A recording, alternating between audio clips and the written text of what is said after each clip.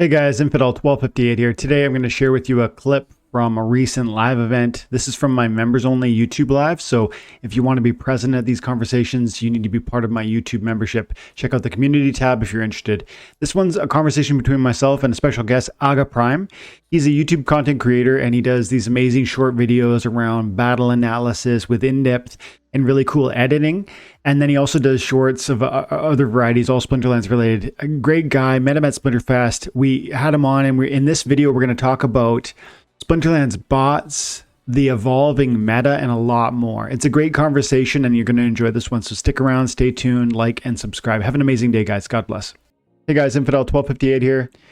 Today, I'm hanging out with Agaprime. He's a YouTube content creator also, and one of the friendly faces I had the opportunity to meet at Splinterfest. Aga, how you doing? Should I call you Aga, or what should I call you, brother? Aga's fine. Aga's fine. Hey man, dude, I'm doing great. Glad to be here. So tell me a little bit about what you like. When did you get involved in Splinterlands? How did you come to crypto in the first place? Was it NFT gaming or was it crypto that grabbed you? And like, just tell me a bit about your story. Well, I'd initially heard about Bitcoin right as it was kind of getting big. So, and then it's probably not going to go anywhere. Then it boomed. And so I started doing some research into crypto because, once something goes big, there's something there. And so I wanted to know a little bit more about it. And at that stage, there wasn't a lot of Web3, so it was kind of mostly mining, and I didn't have the resources to mine, and so I didn't think too much of it. But I came to a place about, I want to say about 4 or 5 years ago now, where I was just like, man, I feel like I'm not getting any further. I kind of feel like, I'm doing well, but I'm kind of treading water and not getting any farther ahead. And so I started just reassessing my life and what I was doing. And I was like, you know what? If I'm gonna play a game, I should get paid for it. And for whatever reason, Splinterlands ended up just kind of hopping into the feed.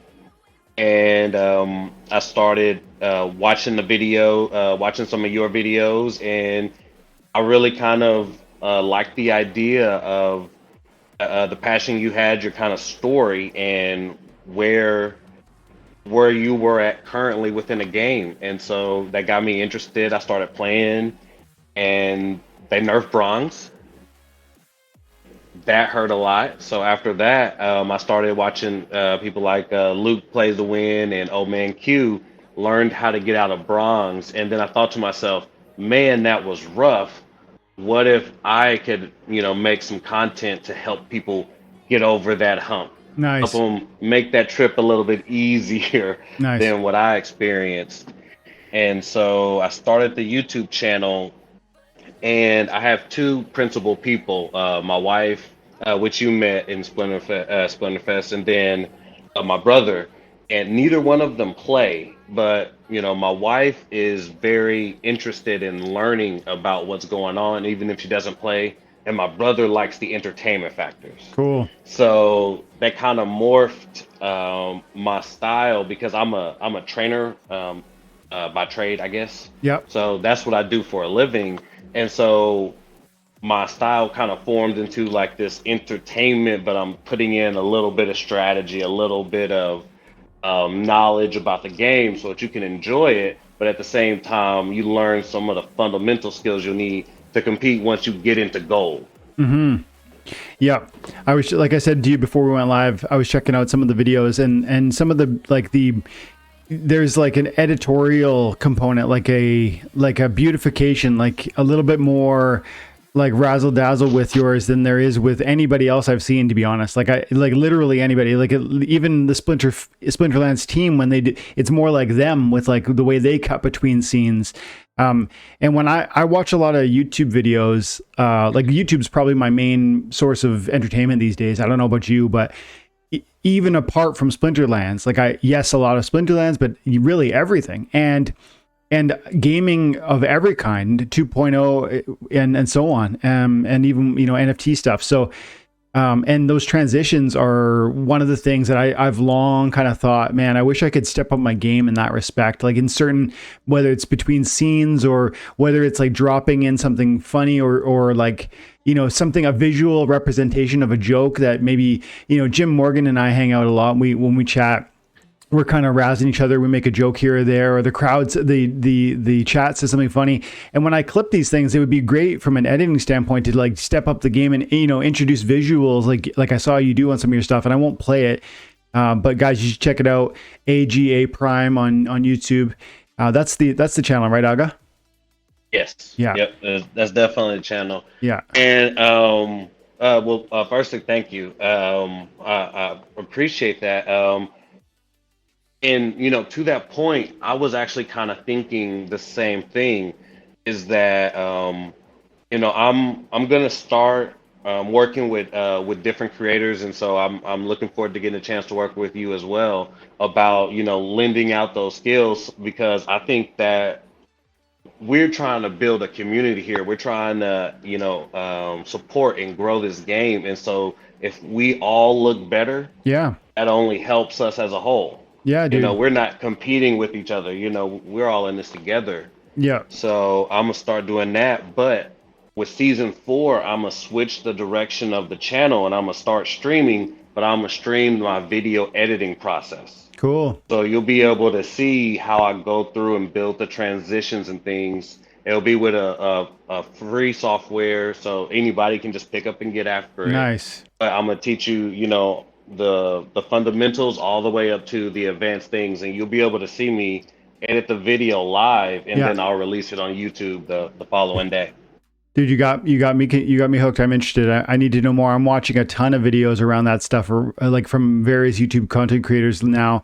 How to better understand analytics, like working on thumbnails, working on editing, what software is appropriate, and so that sounds right up my alley. I'd love to know more about that. We'll definitely talk. But let's say hi to the chat. I saw a couple of people hanging out already.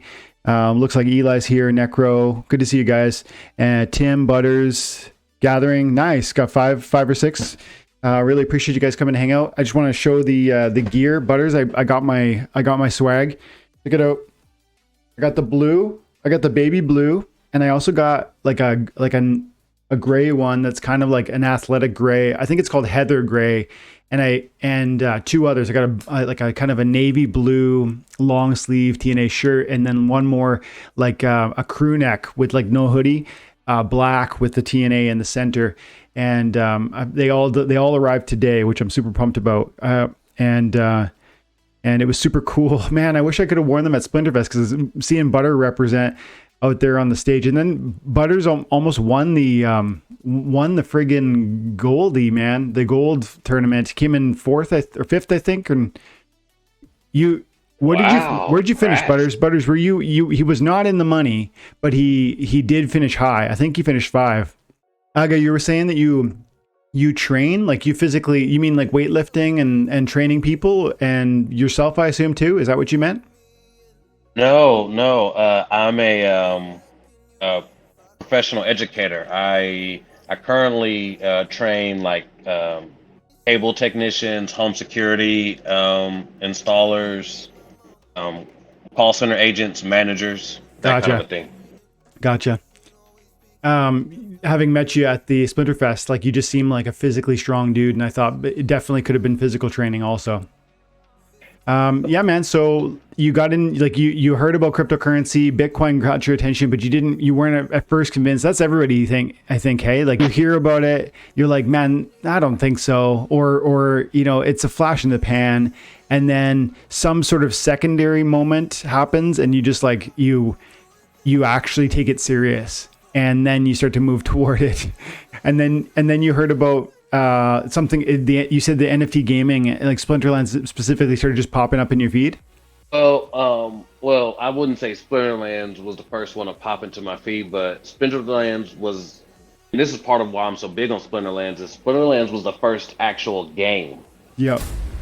And that's what I really loved, and what's kind of kept me with with this particular project is that instead of doing all of the blockchain and crypto stuff first. Yep. Splinterlands made a great game and added the stuff in afterwards. So Yeah, I like that you say that, because that, if it's not a great game, there's nothing to talk about. Like, I mean, if it's just whatever, like we really, if it's not awesome, we're all gonna kind of walk away.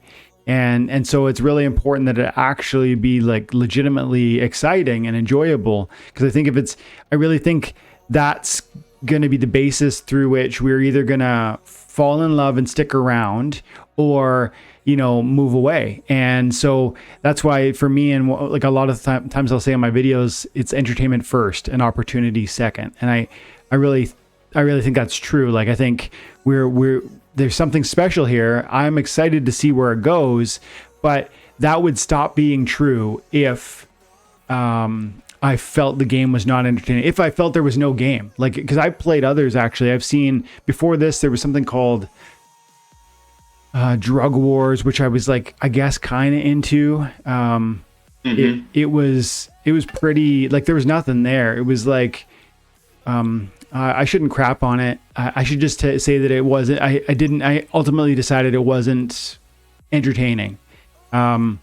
And this, I find, is so entertaining. Every single match, like 4 years, guys, 4 years of playing this game, and it still is a thoughtful process for me to select a team between the rule set changes, between the team evolutions with the new packs, between the mana cap variations, and this splinter is excluded and that splinter is excluded. It just so fresh every time, and the stakes are real. Like we were saying, I think before we went live, there was bronze nerfs when you were like in the bronze area, and then you eventually got into gold and you started seeing what that was like. But the stakes are like, you can get significant rewards there. And if the man, he's got a silence over, that's too bad. Yeah, I mean, the rewards are potentially really significant. And so it's great. It's fun and exciting because of the rewards out of it. I'm just trying to assess. no, I completely agree with you. That's one thing that I like. Even if I don't happen to play very well in the season, or in prior seasons, and I'll drop down to, let's say, like bronze 1, or if I just didn't play at all. Yeah.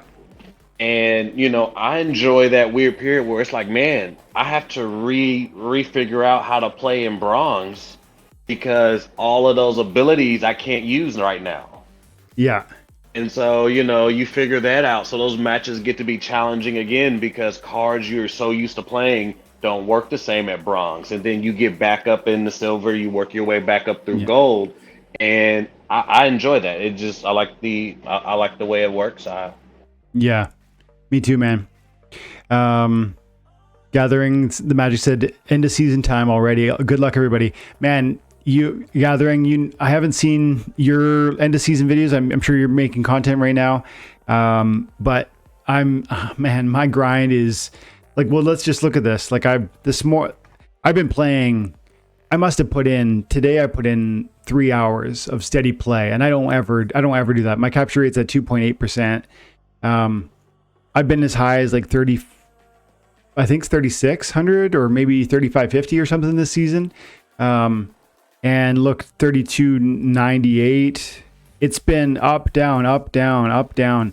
And I think I might have made a mistake. I don't know if you know this, but like I run one of the bots when I'm not playing the game. So I've got my cards being utilized at least. It keeps them busy. It's not as good as me, but it's keeps them busy.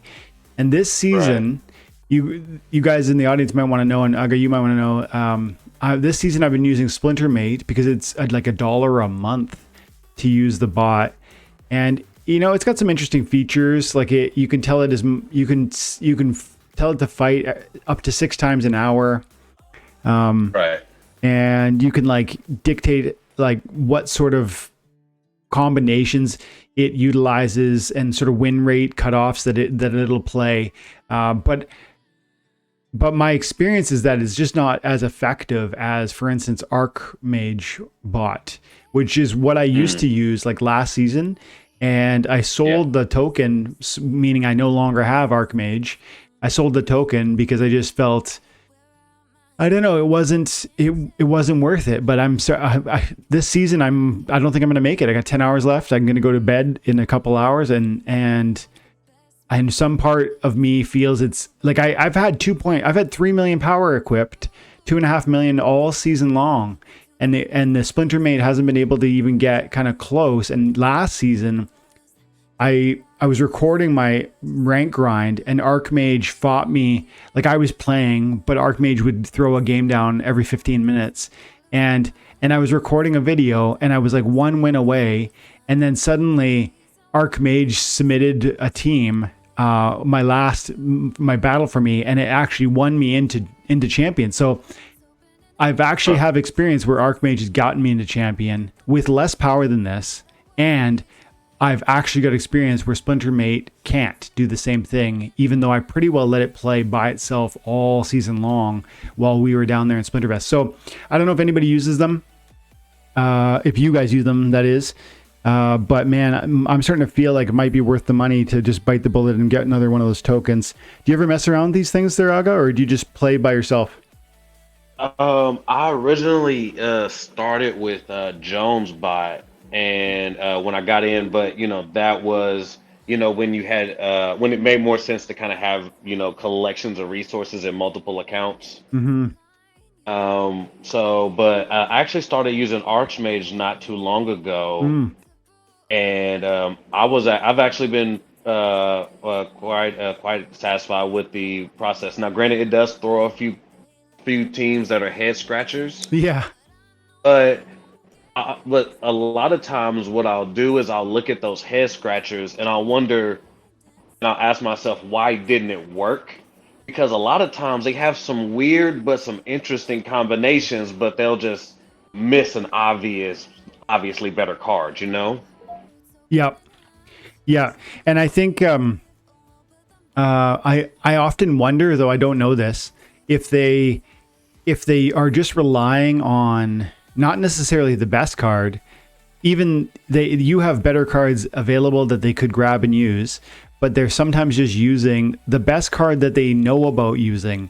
And what I mean is, like, there are there's a multitude of players that will have, certain 6 cards. And I'm probably mostly, like, think about all the bot armies out there. Every bot and every account that's equipped for a bot is like basically, it's like bare bones equipped in a way that it has just enough collection power. It has the 50 or the 60 appropriate cards it needs. And that's maybe it. And in so doing, the bots are not just using the meta, but they're actually deciding the meta, because they themselves are representing a significant proportion of the total number of battles that are being submitted. And when they look to the game data to see what's being played most, they're really looking at they're looking over their own shoulder. Do you know what I mean? Like, they're cheating off their own test paper, if that makes sense. And so I wonder sometimes if that being turned in on themselves prevents them from recognizing, an improved alternative. Like, sometimes there's objectively a better option, and they just go ahead and they don't take it anyways. Is that your experience? And is that kind of what you're pointing to earlier when you were saying that sometimes they do some funny picks? Well, I just think I kind of see what you're saying. I would say I think you have a point, but I would say I think where the issue, or what I would say would kind of balances a lot of that out, is that there's not just one bot. And so, the bots are all, programmed and ran differently. Yeah. So their logic to a degree is going to be different based on who created it. Yeah. So That's they true. may be establishing the meta by countering each other. Mm-hmm. But Yeah. that also means we're in the mix of that as well. So I think that's honestly probably better, because we'll have a constantly evolving meta. It'll be really hard for just a certain team to dominate for very long periods of time. Mm-hmm. Yeah, that makes sense. I think I agree with you because they are different bots with different like authorship and therefore um, the different programming. But I wonder Yeah. though how much of it is coming from. I don't know a lot of this. I don't know the answer to it. I'm just totally off the top of my head. But it strikes me that although what you're saying is true, I also think they what was I going to say, the bots, the variety that the variety of bots are still capturing the data that they're utilizing from the same blockchain searches. And I might be wrong about that, but I think that would mean, if that's so, that would mean that they're probably all accessing, even if they are ultimately programmed in different ways to react to that, to it in a variety of manners. It still strikes me that they're still getting the same test results with which to draw their conclusions or whatever. Yeah, but I mean, I don't really have any way to properly. It's kind of a theory I've been thinking about, and I keep mentioning it to like hear different people's interpretations or responses to it, because I do think it's probably at least an important consideration, if not entirely. Maybe it's not entirely accurate. Maybe it's a little off base, but I think there's something there. Because they form such a large proportion of the battles. I assume everyone says we got 200,000 daily active accounts, and something like 20,000 of them are people, or 40,000 at maybe most. And if that's so, I don't know. Maybe they, in some sense, we are making ripples in the conversation, but they're really controlling the conversation. Maybe. I don't really know.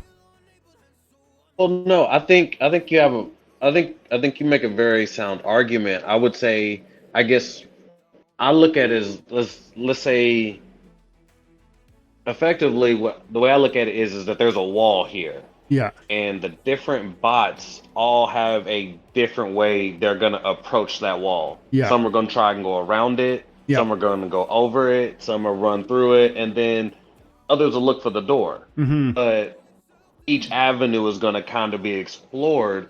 That mixed in with the creativity of the players, Yeah. I think, kind of sets the stage for a cohesive thing. Because at the end of the day, we don't want because if they don't react fast enough, we end up with the Llama Cron situation. Something that is so obvious and like just stands alone. You mean it's Exactly. it's so Yeah. identifiable, right? Yeah, you just know it's gonna come, Yeah. and the worst thing about it is there's not really much you can do Yeah. about it. Yeah. Yeah. Now, granted, I think that might have been a little bit of oversight when they made that pairing, but yeah, I just think that like had that adjustment came sooner, it would have Yeah. curbed the tide of how long that series was played, and then it'd been just a good hand. Yeah. That's an interesting point, and I've talked about it before, but I'd love to hear your thoughts, because you talk about Lon Macron and how powerful, how identifiable, how almost it was OP really for our time in this Right. game. It was really overpowered. The game has since released Giant Killer. It's also released Death Blow. Those are the two abilities that I think probably speak most directly to a counter for Lomacron. What do you think? Like, you haven't been here as long as I have, but like in your shorter time of being here, what are your thoughts on how the game continues to develop and evolve, how the meta changes, how the new rule sets and mana cap, like talk to me about like the changing of that. And you've seen it. You said you played in bronze, and then now you felt that things changed dramatically and you had to get out of bronze. But talk to me about kind of how the game has changed in the time that you've been here, and and anything you've got to say about that. Okay, sure. No.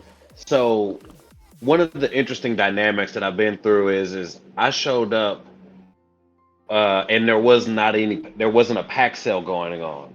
Oh I yeah. was in kind of like the desert wasteland, and if you've never been into a card market before, it's a very, intimidating place.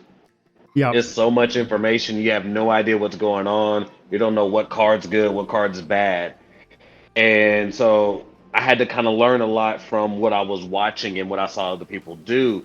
Well, when Chaos Legion came, it actually brought in it literally destroyed the water meta and made a melee team that could rival the water team. Yeah. And it just brought in different counters, and I was like, okay, so now I can invest in this one, which is cheaper than the other one, and now I can actually play and win. Whereas I was struggling to afford the other ones, You mean so you're the talking? uh, the Untamed and the Dice. Are you talking the summoners directly, or the cards more broadly? Just all of them, or the summoners? And Say the definitely the summoners for the Untamed. So I got let me see, I got Drake. I have um I like Drake. I have yeah, I ended up getting Drake because I like that fact that he was an epic. I mean, he's not the epic. Rare, but are you thinking of Oh man, what's that other one called? He's not Untamed though. He's Yeah, he's Dice. yeah. Is he no he's yeah. Is he Dice? Is he a reward card? Oh, Oh, he's a reward. he's a reward card. Yeah, Kretch is who I was thinking of. Yeah. Yeah, so I have Kretch, and I got him because to play the upper level epics. Yep. And I didn't realize this, but Hawks pointed it out. The league caps only affect the summoners, not your monsters. The league caps only affect the summoners, not yeah, but then indirectly, right? So like if gold level caps out on rare summoner 6, what'll happen is rare summoner 6 has specific card limiters. 8 common, 6. Right. Yeah. But if you look at the epic summoner 6, Yeah, you're right. look at what his card limits are. Yeah, it's different. You're right. He goes to level. You can play level 5 epics in gold, and then you get. Is that what you're thinking about? The rare difference? Yes. Yeah, it's so good. And so that was I ended up having him, and then Chaos Legion came, and I was like, man, well, let me just move over here. So that let me play, and then Rift Watchers came, and I think Rift Watchers is really is like a balancing of that Lamacron situation and some of those other really strong pairings. Yep. Yeah. Reflection Shield, I think, is really big. That got added in. Huge. Yep. My lore is typically really strong, unstoppable at those lower leagues. Yeah. But with Chaos Legion, we got more Reflection Shield. So in those, everyone has sneak matches or those melee only matches. They don't take thorns damage. It's really kind of nerfed a lot of those really strong abilities. Yeah. Yeah. I like what you're pointing to. I mean, like, I agree. There's so much interplay, and with each new release of the summoners, there's so much there's new ways to try and play and to succeed, and you have to kind of recreate the wheel. Like, you might have a certain way about going about it, and then I'm not convinced that that's ever going to be the case. Where even Kitty, I think Kitty is super strong. She's probably still the strongest summoner in my opinion. But I'm not convinced that is going to be the case forever. And I'm even more, I guess, certain that even though she's going to continue to be amongst the more powerful, the issue isn't just like you have to set aside. There's 2 conversations to have. 1, what's the most powerful, and 2, what's the best use of my investment dollar so that I can succeed maximally. Because succeeding maximally might mean you buy the best summoner, or it might mean that you buy the best deck, and those are not the same thing. And buying a summoner that is quote unquote the best is going to be hugely expensive versus buying perhaps summoners that are less thought of, less less often reached for. Maybe the Rift Watchers summoners are part of that, at this moment with their just being released. But I think these prices probably still come down a bit. Maybe, I don't know. I mean, Skargor is trending higher. Yesterday it was about $6.10. Now it's about $5.80. Ilthane is trending higher. Yesterday it was about $6.20, about $6.60 today. These two seem to be really walking away from the rest, and this, but I would argue, is pretty well, falling quite hard. It was $7.50, a week ago, 2 weeks ago, whenever it came out, and now we're just under $5. I think Fernhart's sitting pretty stationary around the $4 mark, and I like this one. This is the one that I'm starting to fall in love with a bit. And these two are just, in my opinion, kind of getting slept on. I don't know that I don't think either of them are bad, and their prices, but I think all of these could kind of trend downward slowly because we still have 2.5 million packs to open, and that's not an inconsequential number. Do you like any of these summoners more than another here, Aga? And are you moving towards Rift Watchers in any, are you buying these cards? So far, from what I've seen, I do expect the prices to come down a little bit because there is gonna be a surge in supply. I think once this promo summoner hits, it's gonna draw a lot of interest in, hey, I want to make sure I get the next airdrop. Yeah. Unfortunately, they're not going to be able to get this one, but they're going to want to get in on the next one. So I do expect those prices to kind of come down. Not sure if they'll get as low as Chaos Legion, because it is a smaller issue, but I do expect them to come down. Right now, I'm primarily filling out my Chaos Legion. Yeah. I like I got some of the monsters leveled up in Rift Watchers because I think I opened like 60 packs or whatever, and so I went ahead and leveled out some of the monsters. I have like level 1 copies of the summoner, so I haven't played with them too much. I haven't had too much time to get in on my bronze account, but I like some of them though. I like the Death Summoner. I think Cripple's underrated. I don't know if they got the fix in yet, but as soon as it can't be cleansed anymore, I think Cripple is going to be a real problem for those heal teams. Which is Earth right now is really strong heal, Life very strong heal, so that Cripple will just like immediately neutralize it. And then I'm interested to play with the Aquas in the backfire, put with Oceanus in the back. I think that could be a very, very nasty combination. Yeah, interesting. I like that. I think you're right about Dahlin. I think he's worth our time and investment. I haven't started really buying him yet because I've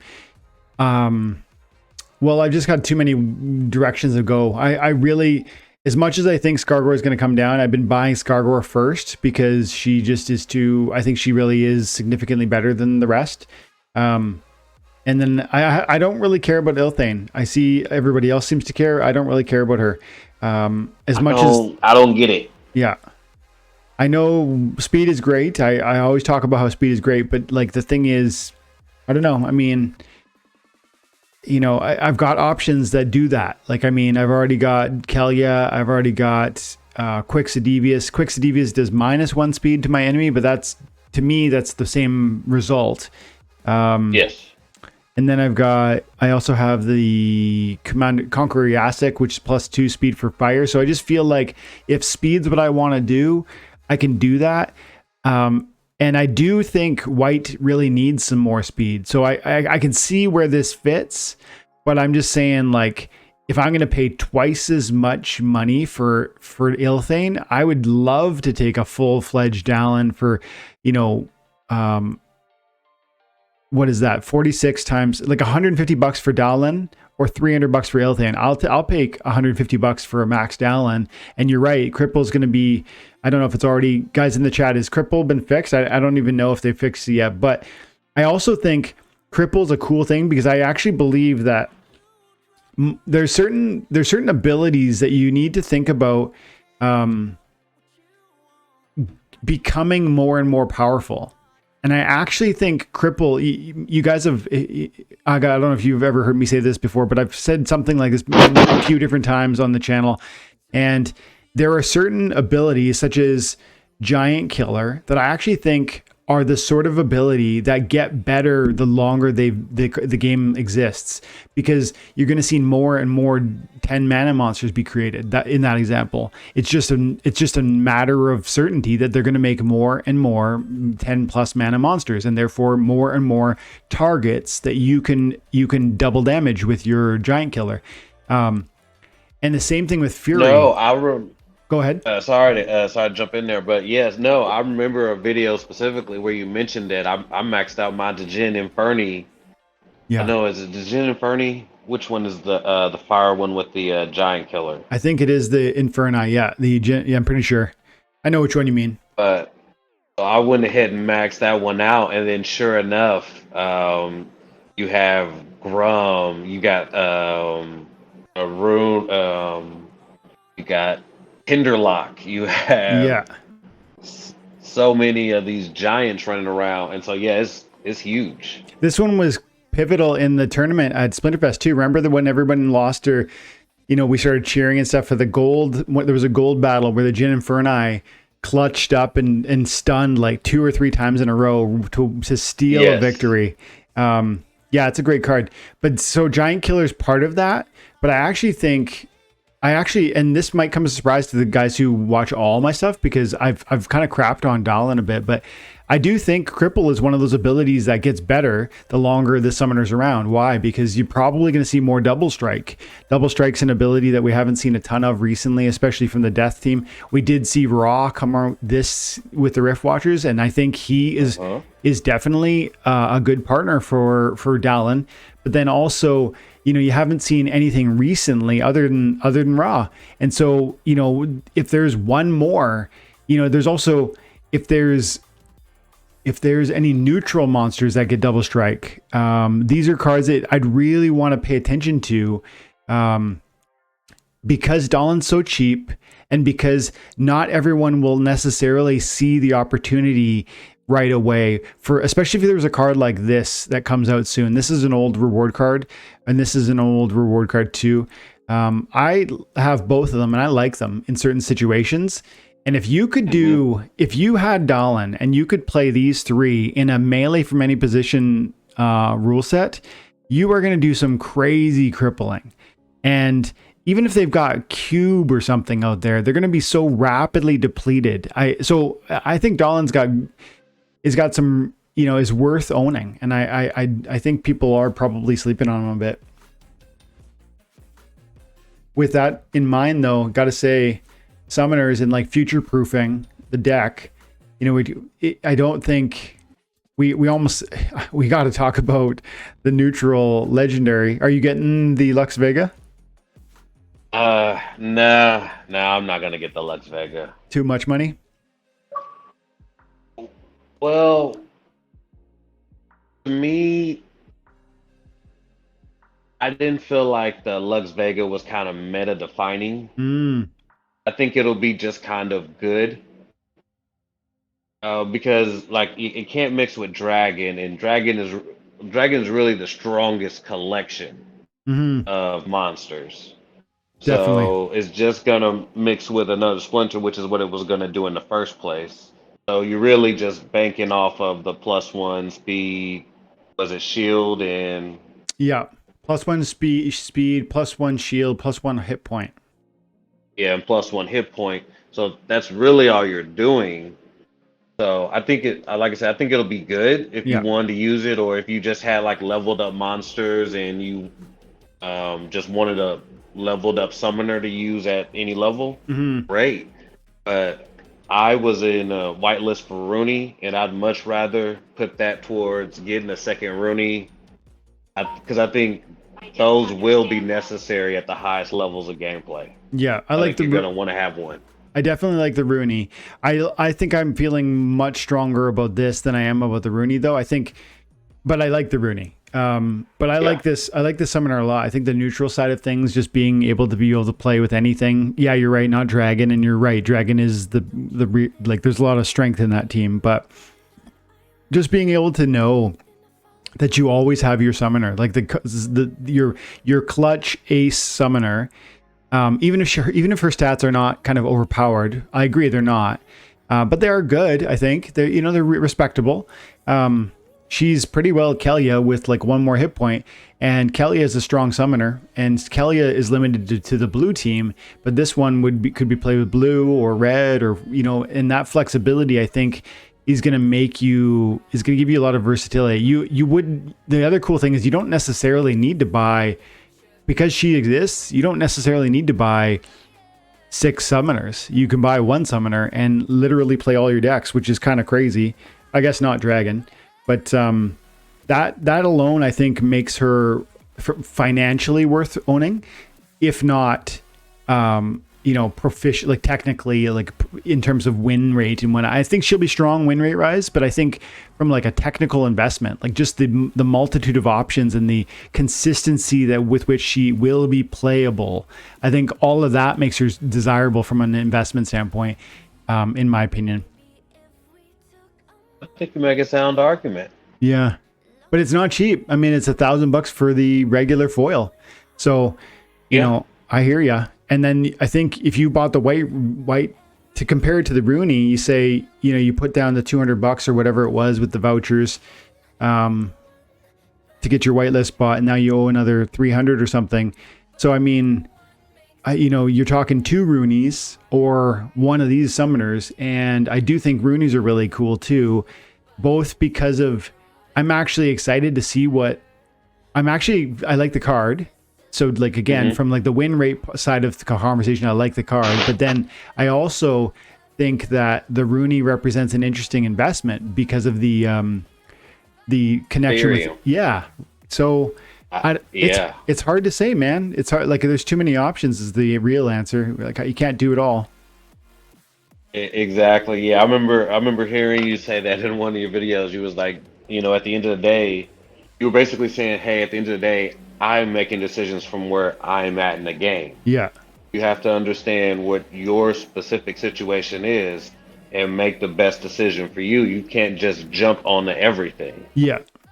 Yeah, and Gathering the Magic, or Necro confirmed that they fixed the cripple, and then Gathering pointed out that cripple works really well with the Divine Shield. That's true, hey, because it would hit the Divine Shield would like proc, and you wouldn't do damage from your initial strike, but you would still cripple one time. Right. And then Necro said, I use Skargor the most of the Riftwatcher summoners, add some swiftness, and the team becomes harder to hit. So true, man. Yeah, the fire team with the Skargor, everybody enraging, 7, 8, 9, 10, 12 speeds. Those sorts of crazy numbers are possible with the right monsters on the field. And that's why I like Skargor so much. Butter said, I'm trying to figure out how to get funds for Lux Vega. I know, man. How do we do it? You use Lux Vega as a centerpiece to any max level deck, he says. Yeah. What were you going to say there? I can see that. But no, man, my red deck is like by far my weakest one outside of my Grum specific teams, which I enjoy making videos about because Grum's my favorite. Yeah. My red deck's just not that strong, so I haven't played with Skargor too much, but I've been meaning to build it up, so I think it'll be fun. Yeah.